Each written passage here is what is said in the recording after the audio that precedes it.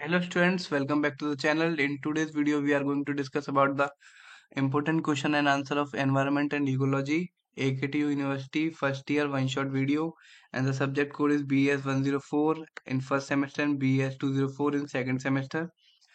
Start करते हैं अपने यूनिट नंबर 3 के पहले क्वेश्चन से। तो यूनिट नंबर 3 आपकी बहुत इजी थ्योरी बेस्ड यूनिट है पूरी। ऑलरेडी आपको इसके बारे में सब कुछ पता ही होगा। मैं एक बार बस रिवाइज करवा देता हूँ। तो पहला क्वेश्चन आता है पॉल्यूशन। पॉल्यूशन क्या होता है? पॉल्यूशन को हिंदी में बोलते हैं प्रदूषण।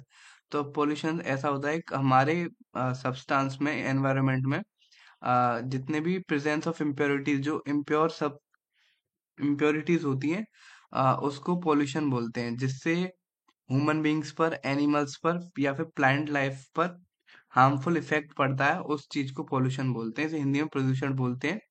जिससे कि क्वालिटी ऑफ लाइफ एनवायरनमेंट की वो रिड्यूस होती है। बेसिकली लाइफ दो तरीके की होती है, quality wise and quantity wise.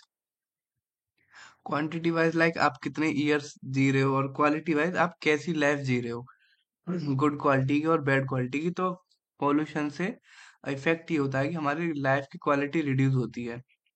So basically pollution की डेफिनेशन यही है कि हमारे एनवायरनमेंट में आसपास प्रेजेंस ऑफ इम्प्योरिटीज होना, पोल्यूटेंट सब्सटेंस होना, ऐसे लेवल्स में जो हमारे ऊपर हार्मफुल इफेक्ट कर सके, यानी कि ह्यूमन बींग्स पर, एनिमल्स पर, प्लांट लाइफ पर। तो ये होता है पॉल्यूशन। और पॉल्यूशन को ये भी बोलते हैं कि हमारे सराउंडिंग में अनडिजायरेबल चेंज होते हैं, यानी कि जो चेंज हम नहीं देखना चाहते, वो चेंज पॉल्यूशन की वजह से होते हैं, जिनका हार्मफुल इफेक्ट होता है प्लांट्स पर, पेड़ पौधों पर, एनिमल्स पर एंड ह्यूमन बींग्स पर। तो ये हो गया पॉल्यूशन। अब पॉल्यूटेंट क्या होता है? पॉल्यूटेंट, पॉल्यूशन को बोलते हैं प्रदूषण, और पॉल्यूटेंट को बोलते हैं प्रदूषक। ऐसे सब्सटेंसेस जो मैंने बोला ना, प्रेजेंस ऑफ इम्प्योरिटीज, ऐसी इम्प्योरिटीज या तो सॉलिड फॉर्म में या लिक्विड फॉर्म में या गैसियस फॉर्म में, ऐसी इम्प्योरिटीज जो हमारे एनवायरनमेंट में प्रेजेंट है ड्यू टू ह्यूमन एक्टिविटी, यानी कि हम लोगों की वजह से ही जो इम्प्योरिटीज एनवायरनमेंट में प्रेजेंट है वो पॉल्यूटेंट है, जिनका हमारे एनवायरनमेंट में हार्मफुल इफेक्ट होता है। तो बेसिकली एग्जांपल से बताता हूँ। जैसे क्लास है, उसमें सारे टीचर उसकी बुराई करते हैं कि ये क्लास बहुत गंदी है। तो उसकी ऐसा नहीं है कि उसमें सारी क्लास गंदी है, तो लेकिन कुछ जो बच्चे हैं वो बैड बिहेवियर स्टूडेंट्स हैं, तो वो पॉल्यूटेंट हो गए। एज अ एग्जाम्पल आप समझ सकते हैं। और जो पूरी क्लास जो गंदी हो गई वो एक तरह से पॉल्यूटेड क्लास हो गई। तो ये पॉल्यूशन और पॉल्यूटेंट्स में डिफरेंस होता है, प्रदूषण और प्रदूषक। इस बात का आप याद रखना। अब मूव करते हैं अपने नेक्स्ट टॉपिक की तरफ। तो बेसिकली इसमें पहला आता है cause and source of environmental pollution. जो एनवायरमेंटल पॉल्यूशन, यानी कि हमारे सराउंडिंग्स में, आसपास में जो पॉल्यूशन होता है, उसका कॉज क्या होता है? तो कॉज दो तरीके से होता है। एक तो नेचुरल एक्टिविटीज और नेचुरल कॉजेज, जो जिसमें हमारा कोई हाथ नहीं होता। एक होता है मैन मेड एक्टिविटीज, जिसमें हमारा हाथ होता है, यानी कि ह्यूमन बींग्स का। तो उसमें नेचुरल एक्टिविटीज में पहला आता है वॉल्केनिक इरप्शन। आपने देखा होगा, वॉल्केनो इरप्ट होते हैं, उसमें से लावा निकलता है, तो वो तो नेचुरल एक्टिविटीज है, उसमें हम तो कुछ कर नहीं सकते। तो पहला ये। दूसरा फॉरेस्ट फायर्स, कभी कभी होता है कि फॉरेस्ट में आग लग जाती है, उससे भी पॉल्यूशन बहुत ज्यादा होता है, तो ये फॉरेस्ट फायर्स। तीसरा सॉइल इरोजन। सॉइल आपने देखा होगा, due to some heavy flow of water soil erode हो जाती है, उसकी जो टॉप लेवल होती है वो हट जाती है। तो ये सब नेचुरल एक्टिविटीज होती है। Dust storms, flood, pollen grains, biological decay. Flood से आप, बाढ़ जो आती है, बाढ़ अपने आप उत्तराखंड वगैरह में बाढ़ बहुत ज्यादा आती है, अपने आप आती है, उसमें मैन मेड कुछ नहीं होता। तो ये सारी नेचुरल एक्टिविटीज होती हैं। फिर आपका आता है biological decay, pollen grain. Pollen grains आपने देखा होगा, जो फूल वैसे वो जो रबर टैप जो गिर जाता है, मतलब वही पॉलन ग्रेन्स होता है। बायोलॉजिकल डिके यानी कि जो प्लांट या फिर एनिमल्स होते हैं, उनको हम सॉइल के अंदर दफना देते हैं, उससे बायोलॉजिकल डिके होता है। ये सारी नेचुरल एक्टिविटीज है। अब आते हैं मैन मेड एक्टिविटीज पे। तो मैन मेड एक्टिविटीज जो एनवायरमेंटल पॉल्यूशन को बढ़ावा दे रही हैं यानी कि पॉल्यूशन को बढ़ा रही हैं। पहला, तो fast growth in human population. आप देख रहे होगे 1.2 बिलियन पॉपुलेशन अब हो गई है अपने अर्थ पे। तो ये सिर्फ फास्ट ग्रोथ की वजह से ही पॉल्यूशन हो रहा है। दूसरा डेवलपमेंट, ऑल्दो डेवलपमेंट का रेट बहुत ज्यादा हाई है, उसकी वजह से पॉल्यूशन हो रहा है। इंडस्ट्रियलाइजेशन, डिफोरेस्टेशन तो इंडस्ट्रियल देख रहे हैं आप, कितनी इंडस्ट्रीज सेटअप हो रही हैं, वो अपना वेस्ट निकालते हैं तो वो उसमें जाता है ओशियन वगैरह में, तो उससे वेस्ट हो रहा है। डिफोरेस्टेशन आप देखो, पेड़ काटते हैं, पेड़ जलते हैं। अर्बनाइजेशन मतलब हर कोई शहर में रहना चाहता है, शहरी बनना चाहता है, उससे एसी वगैरह लगाना चाहता है, उससे प्रॉब्लम होती है। फिर आपकी ऐसी mining activities, agriculture practice, automobile transportation, nuclear wars. Mining मतलब जो माइन मैंने आपको सेकंड यूनिट में ही बताया था, उसे भी देख लेना। एग्रीकल्चर प्रैक्टिस मतलब एग्रीकल्चर हम जो प्रैक्टिस कर रहे हैं, ऑटोमोबाइल ट्रांसपोर्टेशन, व्हीकल वगैरह में जो प्रॉब्लम होती है, पॉल्यूशन, वो सब। माइनिंग मतलब हम मिनरल्स को एक्सट्रैक्ट करते हैं, माइनिंग एक्टिविटीज, तो उससे भी कहीं ना कहीं प्रॉब्लम होती है, यानी कि हम बॉम्ब ब्लास्ट वगैरह करते हैं, तो पॉल्यूशन कहीं ना कहीं बढ़ता ही है। तो ये अगर ये क्वेश्चन आता है कॉज ऑफ एनवायरमेंटल पॉल्यूशन, तो इसमें आपको दोनों टाइप लिखने हैं, दोनों टाइप के अंदर इनको एक्सप्लेन करना है, इनके पॉइंट को। अब इम्पैक्ट क्या होता है, इम्पैक्ट और इफेक्ट पॉल्यूशन का। एनवायरमेंट में जो पॉल्यूशन होता है उससे इफेक्ट क्या होता है, तो इफेक्ट पहला होता है एसिड रेन। जितनी भी हजार्डस गैस होती हैं वो अपने ऊपर एटमॉस्फेयर में जाती हैं, जो एसिड रेन करती हैं। दूसरा ग्लोबल वार्मिंग, एसी से आपने देखा सीएफसी गैस निकलती है, ये भी मैंने आपको सेकंड में पढ़ाया था, क्लोरोफ्लोरोकार्बन्स, तो इससे ग्लोबल वार्मिंग होती है। ओजोन लेयर डिप्लेशन होता है, ऊपर ओजोन लेयर होती है, वो डिप्लेशन होता है। और आपके fourth point, eutrophication of water bodies, biomagnification of chemical pesticide, various disease in plants and animal. Plant और एनिमल में काफी सारी डिसीजेस हो जाती हैं, आपने देखा ही होगा। अभी जो लंपी वायरस चला था वो भी पॉल्यूशन की वजह से ही हुआ था। ये सब loss of biodiversity and ecological imbalance. तो ये कुछ इम्पैक्ट एंड इफेक्ट्स हैं एनवायरमेंटल पॉल्यूशन के। तो मैं मूव करता हूँ नेक्स्ट क्वेश्चन की तरफ। उससे पहले मैं आपको बताना चाहूंगा, इस सब्जेक्ट के मैंने सारे हैंड रिटन नोट्स अपने टेलीग्राम चैनल पर डाल दिए हैं, और ये लेक्चर के नोट्स भी आपको टेलीग्राम चैनल पर मिल जाएंगे। तो चैनल को प्लीज सब्सक्राइब करें, वीडियो को लाइक करें, अपने दोस्तों के साथ प्लीज शेयर करें। आ, बाकी मूव करते हैं नेक्स्ट क्वेश्चन की तरफ। तो नेक्स्ट क्वेश्चन है आपका वाटर पॉल्यूशन। तो अब इसमें देखो, सेंट्रल आइडिया सेम चलेगा, कोई भी पॉल्यूशन पूछ लेगा, उसके कॉज पूछ लेगा, सोर्स पूछ लेगा, इम्पैक्ट पूछ लेगा। तो आपको पॉल्यूशन में ये भी पूछे तो सबसे पहले पॉल्यूशन की डेफिनेशन लिखनी है। और वाटर पॉल्यूशन पूछ रहा है तो इसमें देखते हैं, it is defined as presence of any foreign substance. अब ये याद रखो, कोई भी पॉल्यूशन पूछे तो उसको बोल उसमें लिखना है कोई भी foreign substance in terms of जो पॉल्यूशन पूछा है, सॉइल, वाटर, तो उसमें ये लिखना है, बस आप समझ रहे हो ना। तो अब कोई भी फॉरेन सब्सटेंस जो नेचुरली उसमें नहीं होना चाहिए, वाटर में कोई ऐसी चीज जो नहीं होनी चाहिए, या फिर कोई ऐसी एनर्जी जो वाटर में नहीं होनी चाहिए इतने कंसंट्रेशन में, जो कि हार्मफुल इफेक्ट करे, डिग्रेड करे वाटर की क्वालिटी को, और एनिमल्स और ह्यूमन उसको ना पी सके, यानी कि बेनिफिशियल क्वालिटीज ना ले सके, और जो हजार्डस हो, तो इसको बोलते हैं वाटर पॉल्यूशन। बस हर पॉल्यूशन में यही लिखना है। बाकी आपको according to the type of pollution change करना है बस। आप हो सकता है बेसिक आइडिया से कनेक्ट कर पा रहे हो, पूरी यूनिट में यही करना है। नहीं कर पा रहे तो कोई बात नहीं, मैं आगे आपको समझा दूंगा, जैसे जैसे समझा रहा हूँ आप समझते चलो। बाकी cause of water pollution, water pollution में पहले उसकी डेफिनेशन लिखनी है। बाकी कॉज आते हैं, कॉज में पहला आता है नेचुरल कॉज। नेचुरल कॉज में यानी कि सॉइल इरोजन, मैंने आपको बता ही दिया, रेन्स की वजह से top top level of soil हट जाती है। Deposition of dead and डिकिंग remain plants and animals, ये भी मैंने आपको बता दिया। जो डेड प्लांट्स होते हैं वो एनिमल्स होते हैं, उनको अंदर सॉइल में जो रह जाते हैं उससे प्रॉब्लम होती है। Natural cause, high speed winds, जो तेज हवाएं चलती हैं, फ्लड्स, बाढ़, एक्टेक्सा, तो ये सारे नेचुरल कॉजेज हैं वाटर पॉल्यूशन के। अब मूव करते हैं मैन मेड कॉजेज की तरफ। तो मैन मेड कॉजेज आएगा तो आपको सबसे पहले यही लिखना है, ऐसे कॉजेज जो ह्यूमन एक्टिविटीज की वजह से होते हैं वो मैन मेड कॉजेज होते हैं। तो इसमें आपको अंदर पॉइंट लिखने हैं। पहला point, sewage disposal. Sewage disposal यानी कि पेपर वगैरह जो हम अपना एक्सक्रीट जो होता है अर्ली मॉर्निंग वाला, वो सीवेज में चला जाता है, जो अनफिट फॉर यूज हो जाता है वाटर उसकी वजह से। तो सीवेज डिस्पोजल आपको अच्छे से एक्सप्लेन करना है पॉइंट डाल के।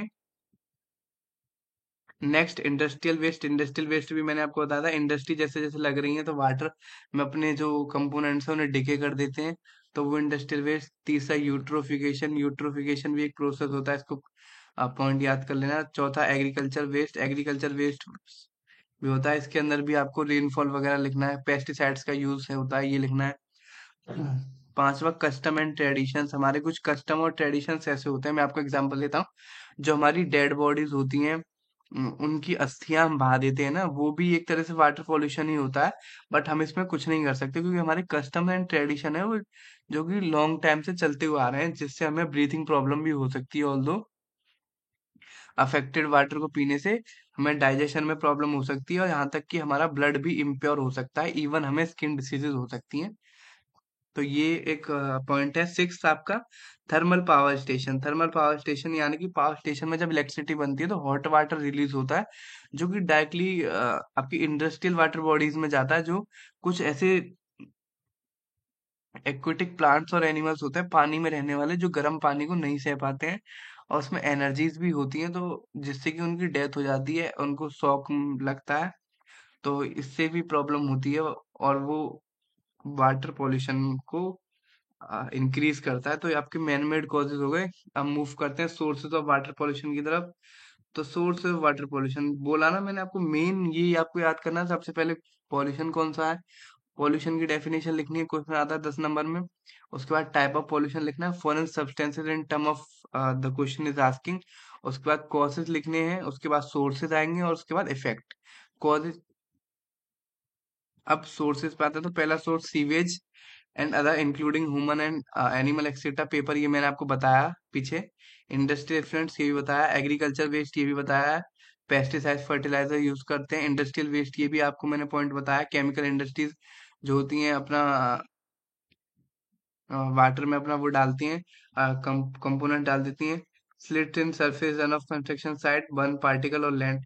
कंस्ट्रक्शन साइट पे एक स्लिट सिल्ट होता है, उसे अब फैला देने से ही वाटर पॉल्यूशन हो जाता है।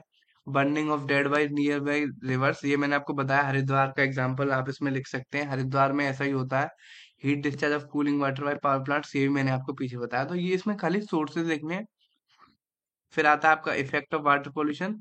इफेक्ट आपको पढ़ लेना है क्या क्या इफेक्ट होते हैं, मतलब बीओडी राइज हो जाती है, यानी बायोलॉजिकल ऑक्सीजन डिमांड राइज हो जाता है हमारे बॉडी में, और डीओ जो होती है डिजोल्व ऑक्सीजन वो कम हो जाती है। इकोसिस्टम का एनरिचमेंट, जो केमिकल न्यूट्रिएंट्स होते हैं वो एनरिचमेंट हो जाता है। तो ये एक बेसिकली छोटे छोटे पॉइंट हैं, और मेन पॉइंट इसमें आपको वाटर बॉर्न डिसीज लिखना है, वाटर बॉर्न डिसीज हो जाते हैं, ये मेन पॉइंट है। इसका सारा रिजल्ट यही है, वाटर बॉर्न डिसीज क्या होते हैं। अगर आपको नहीं पता तो मैंने पीछे वीडियो बना रखी है, उसमें ये टॉपिक है, अच्छे से पढ़ लेना। Water borne disease like typhoid, cholera, एम्बेक्ड, ये सब होते हैं, आप देख लेना। मलेरिया, डेंगू वगैरह। दो तरीके के डिसीज होते हैं, वाटर बॉर्न, वाटर इंड्यूस, मैंने पीछे वाली वीडियो में अच्छे से एक्सप्लेन करा है, वो जरूर देख लेना।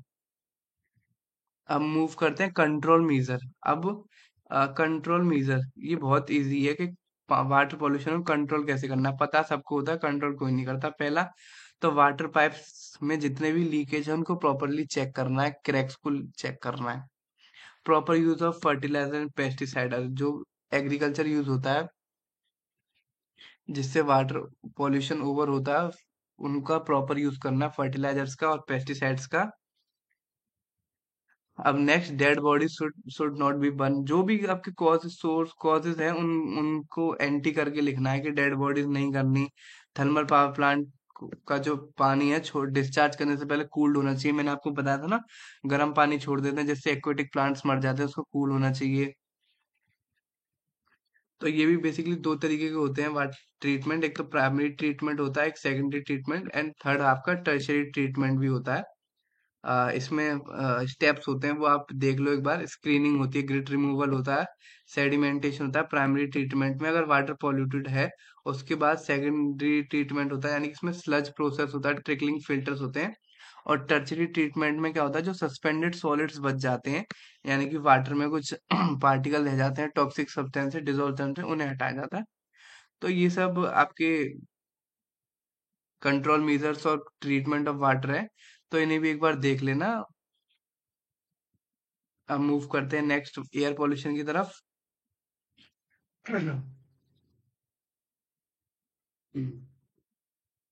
तो आपको बेसिकली लिखना वही है जो मैंने आपको बताया, कोई भी पॉल्यूशन आ जाए, प्रेजेंस ऑफ फॉरेन सब्सटेंसेस या फिर presence of substances in the air. अगर एयर पूछ रहा है तो एयर पोल्यूशन, वाटर पूछ रहा है वाटर पोल्यूशन, उसमें यही लिखना है ऐसे सब्सटेंसेस का प्रेजेंस जो कि उसकी क्वालिटी को रिड्यूस करें, ह्यूमन हेल्थ को हार्मफुल इफेक्ट दें, हजार्ड क्रिएट करें, कंफर्ट को डिस्कम्फर्ट करें, हेल्थ सेफ्टी के साथ खेलें, और इतनी कंसंट्रेशन हो, मतलब सफिशिएंट कंसंट्रेशन और सफिशिएंट टाइम के साथ, तो वो ही पॉल्यूशन होता है किसी भी टाइप में। आपको सिर्फ यही लिखना है। एयर पॉल्यूशन मैं आपको बता देता हूँ फिर क्या होता है।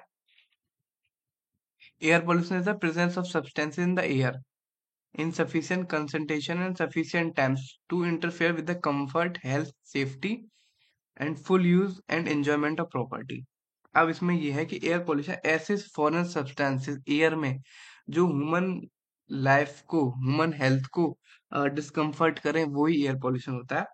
बाकी आपने देखा ही, ये डायग्राम पे देखोगे तो ये एयर पोल्यूशन है, देखो ये एयर पोल्यूशन है ट्रक से, कार से, एरोप्लेन से, वोल्केनो इरप्शन से, एंड इवन इंडस्ट्रीज से, चिमनीज से, ये सब एयर पोल्यूशन में आपका आता है। इसकी सबसे मेजर प्रॉब्लम होती है ब्रीथिंग प्रॉब्लम और nasal energy problem, nasal allergy problem.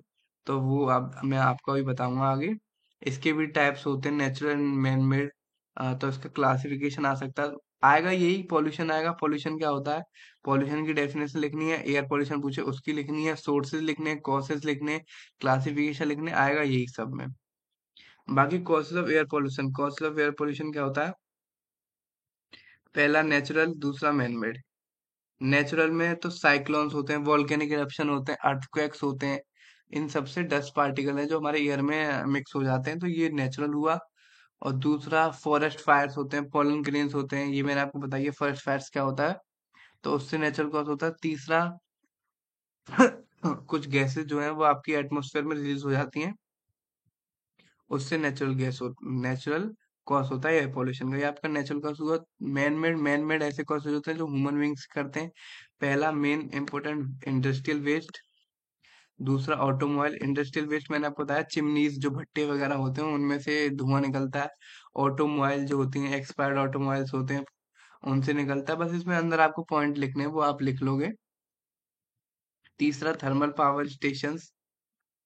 Thermal power station से जो, थर्मल पावर स्टेशन बेसिकली क्या होता है इसमें समझो। ये चलते कैसे, मेनली जो बिजली बनती है वो कोयले से बनती है, तो कोल इनका प्राइमरी फ्यूल होता है।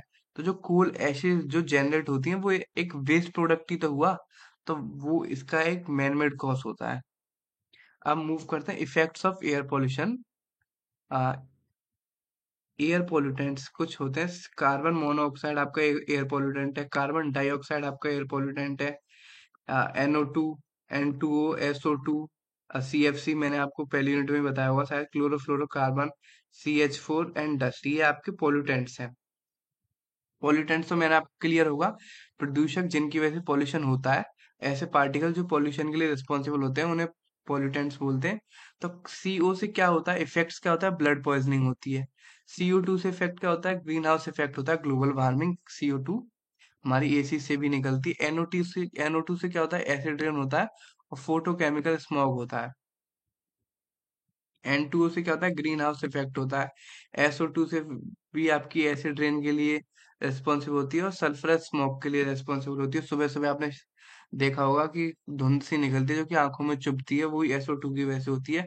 CFCs आपकी एसीज एंड फ्रिज में से निकलता है, इसमें ozone layer depletion and green house effect दोनों के लिए रिस्पॉन्सिबल होती है। CH4 आपकी ग्रीन हाउस के लिए रिस्पॉन्सिबल होती है। डस्ट, डस्ट तो हर कोई जानता होगा, जो बालू बदरपुर था उससे भी कई बार प्रॉब्लम हो जाती है कुछ लोगों को, अनाज वगैरह से प्रॉब्लम होती है, वो डस्ट होता है क्योंकि उन्हें अस्थमा ब्रोंकाइटिस की प्रॉब्लम हो जाती है, तो ये है आपकी डस्ट की वजह से कॉज ह्यूमन हेल्थ पर। बाकी हम इसे कंट्रोल कैसे कर सकते हैं, कंट्रोल करना इसको बहुत इजी है। एनवायरमेंट एजुकेशन देनी है सबको, पब्लिक को अवेयर करना है कि सिगरेट मत पियो, उससे धुआं होता है, अपने गाड़ी का पोल्यूशन चेक कराते रहो। पब्लिक अवेयरनेस देनी है, पहला ये। दूसरा प्लांटेशन, जितने पेड़ लगाओ उतने कम है, पेड़ लगाने। और अल्टरनेटिव, कोल का आप अल्टरनेटिव यूज करो ना, सोलर एनर्जी यूज करो, विंड एनर्जी यूज करो, tidal energy, geothermal energy, biomass energy. इसका मतलब कोई कॉन्सिक्वेंसेस नहीं होते हैं, तो इनको यूज करो आप।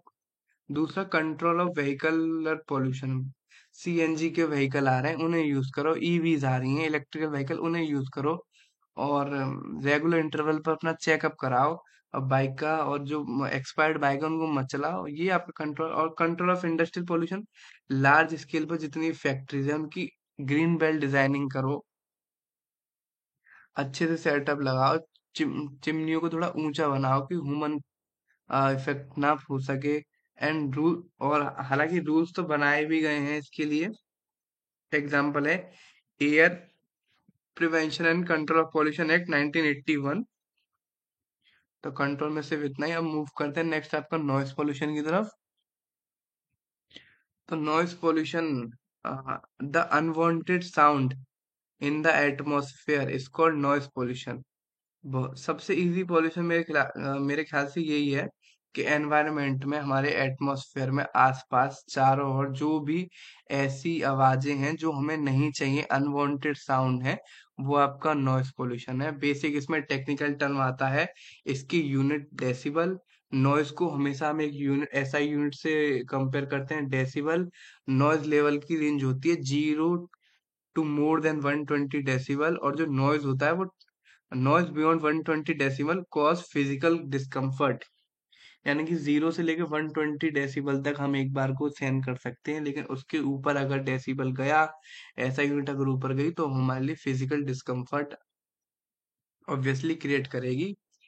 ये एक डायग्राम है, आप उससे समझिए। ये मान के चलिए हमें, उसके बाद ये एम्बुलेंस की आवाज, स्पीकर की आवाज, गिटार की आवाज, कंस्ट्रक्शन की आवाज, ये जो स्पीकर्स की आवाज, बाइक की गाड़ी की आवाज, हेलीकॉप्टर की आवाज, कंस्ट्रक्शन की आवाज, ये सब आपके पॉल्यूशंस में आते हैं।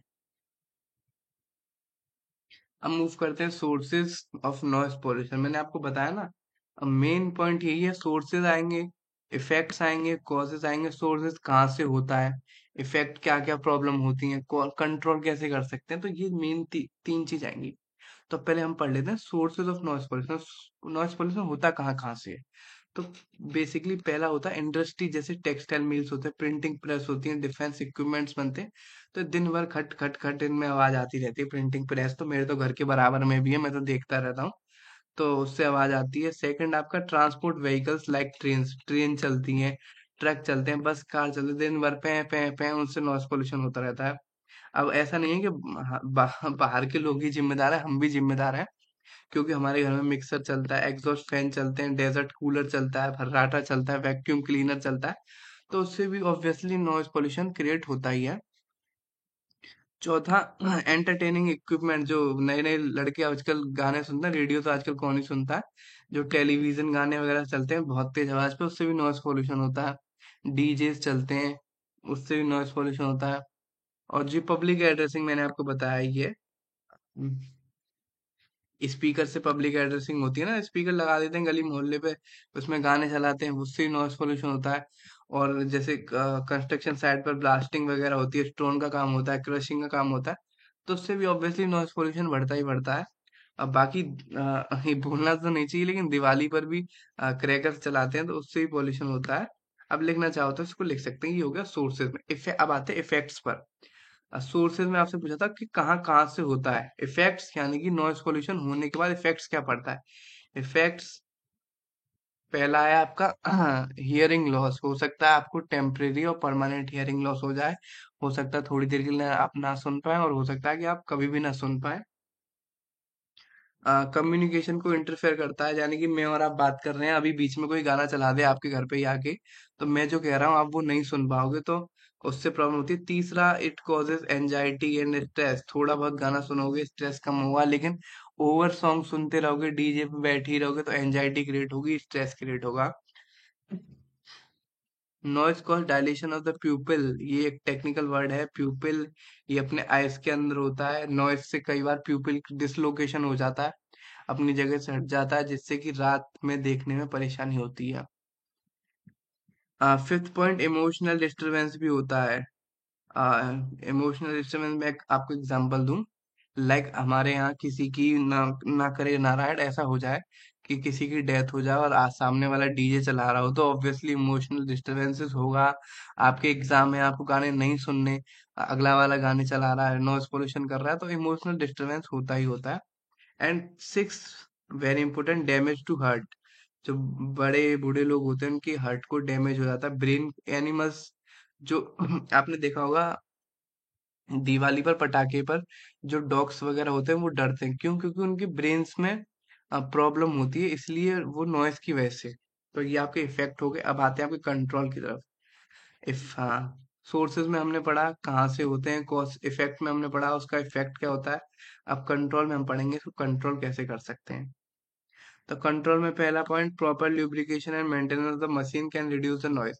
अब जो मैंने आपको एग्जांपल दिया था ना, प्रिंटिंग प्रेस का खट खट खट होती है, उसमें अगर हम लुब्रिकेट डालें तो हो सकता है उसकी आवाज कम हो जाए। तो प्रॉपर टाइम पे बेसिक लुब्रिकेशन होना चाहिए। झूले वगैरह होते हैं तो झूले भी आवाज करते हैं, अगर हम उसमें को भी लुब्रिकेट करें, उनका मेंटेनेंस करें, तो आवाज कम हो जाएगी। बाइक, कार, इन सब की भी। Second, noisy machines can be installed in sound proof chamber. जो जितनी भी नॉइजी मशीन्स होती है जो आवाज कम आवाज करती हैं, उनको हम साउंड प्रूफ चैम्बर्स में डाल सकते हैं, यानी कि जहाँ वहां की आवाज वहीं की वहीं रहे, प्रोपोगेट ना करे। ये control. Third control point, noise producing industry should be located away from the human settlement. मैंने एग्जांपल दिया ना, मेरे घर के बराबर में ही है, तो वैसे कायदे से उसको इंडस्ट्रियल एरिया में होना चाहिए, जो कि ह्यूमन रेजिडेंशियल एरिया से दूर होती है। Fourth example, there should be silence zones under the residential areas and hospital. जहाँ पे हॉस्पिटल होता है, रेजिडेंशियल एरिया होता है, वहाँ पे एक साइलेंस जोन होना चाहिए कि यहाँ पे शांति रहेगी, नो हॉकिंग जोन रहेगा, नो सॉन्ग्स प्लेइंग जोन है। और होता भी है बड़ी बड़ी सिटीज में। Workers should be ear plugs and ear muffs. तो जो वर्कर्स हैं कंस्ट्रक्शन साइट पर, उनको ईयर प्लग्स और ईयर मफ्स यूज करना चाहिए। And six, plantation of the certain trees to help control noise. आप नॉइज को कंट्रोल करने के लिए कुछ सर्टेन ट्रीज होती हैं, उनको प्लांट भी कर सकते हैं।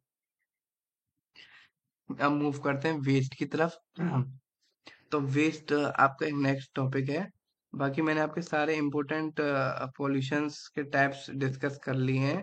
फिर भी कोई रह गया है, रह जाता है, तो बस आपको मेन, आप सेंट्रल आइडिया समझ गए होंगे।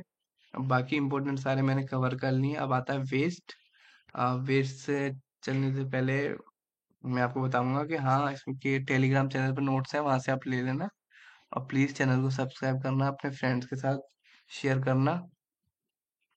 अब सॉलिड वेस्ट। वेस्ट क्या होता है? वेस्ट एक ऐसे पार्टिकल्स होते हैं जिनको हम फर्दर यूज के लिए रिजेक्ट कर देते हैं, यानी कि the waste material which have been rejected for further use, जिन्हें हम आगे यूज नहीं कर सकते। फॉर एग्जांपल, आपके घर पे डस्टबिन होगा, उसमें चीजें फेंक देते हैं। अब क्यों? उनको हम दोबारा यूज नहीं कर सकते।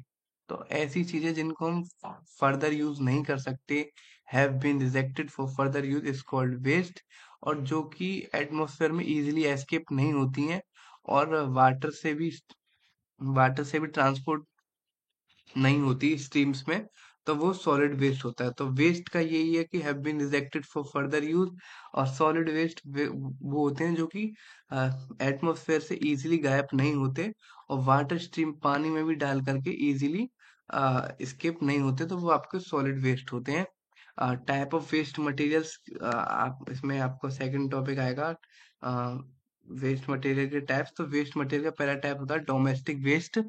डोमेस्टिक वेस्ट में यही जो मैंने आपको एग्जांपल दिया कि डोमेस्टिक गार्बेज, जैसे जैसे कि पेपर, प्लास्टिक, ग्लास के पीस, मेटल का कोई ऑब्जेक्ट, लेदर की कोई चीज, वो आपकी डोमेस्टिक वेस्ट। दूसरा आपका था इंडस्ट्रियल वेस्ट। इंडस्ट्रियल वेस्ट मतलब कि इंडस्ट्रीज में से जैसे कि पेपर होते हैं, पल्प इंडस्ट्रीज होती हैं, मेटल, ऑयल वगैरह, केमिकल वगैरह जो निकलते हैं, वो इंडस्ट्रियल वेस्ट। तीसरा आपका कमर्शियल वेस्ट। कमर्शियल वेस्ट मतलब पेपर, फाइबर, प्लास्टिक पैकेजिंग, ऐसे जो कमर्शियल वेस्ट होता है। माइनिंग वेस्ट यानी कि मिनरल को एक्सट्रैक्ट करने में जो वेस्ट निकलते हैं, जैसे कि टॉप सॉइल रॉक्स वगैरह, ये आपके माइनिंग वेस्ट। पांचवा आपका radioactive waste. Nuclear explosion में, न्यूक्लियर टेस्टिंग में जो वेस्ट निकलते हैं वो रेडियो एक्टिव वेस्ट, जो कि मेडिकल फील्ड और साइंटिफिक रिसर्च फील्ड में वेस्ट होते हैं, वो ने रेडियो एक्टिव वेस्ट बोलते हैं। छठा आपका एग्रीकल्चर वेस्ट। एग्रीकल्चर वेस्ट मैंने आपको बता दिया, पेस्टिसाइड, फर्टिलाइजर से जितने वेस्ट निकलते हैं।